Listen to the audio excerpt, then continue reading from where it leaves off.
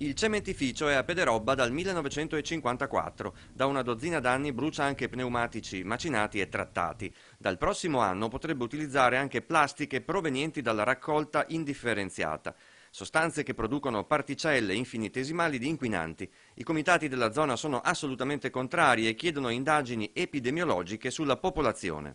Noi vogliamo, e questo lo chiediamo dal lontano 2007 quando siamo stati fondati, che venga fatto uno studio epidemiologico, cioè non si chiude mai il cerchio.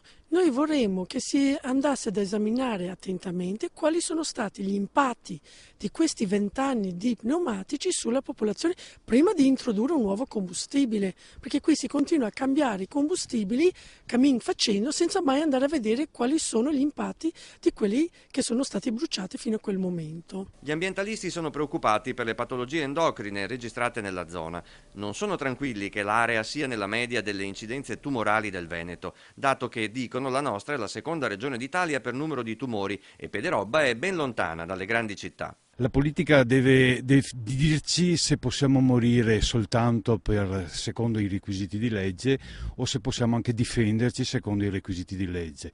Come diceva prima Daniela, per noi è importante chiudere il cerchio facendo un'indagine epidemiologica seria sugli umani, su noi persone, sugli animali, sulla vegetazione, sull'aria che respiriamo.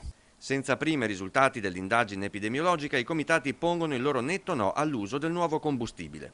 Prima di questo senz'altro no, perché penso che dal 1954 esiste il cementificio, ma non è un problema del cementificio, 2 cogeneratori, ulteriori fonti di inquinamento che si sono di molto e di gran lunga aumentate nel corso di questi anni, conseguentemente penso che Pederobba abbia già dato. Sul caso sono pronte 2 interrogazioni al governo da parte del deputato dei 5 Stelle Federico D'Incà e della senatrice Laura Puppato. Entrambi chiedono controlli sulla qualità dell'aria e della terra, vista anche la vicinanza dell'impianto. Dall'azienda arrivano rassicurazioni, il cementificio è sotto controllo e le emissioni sono quasi a impatto zero sul territorio.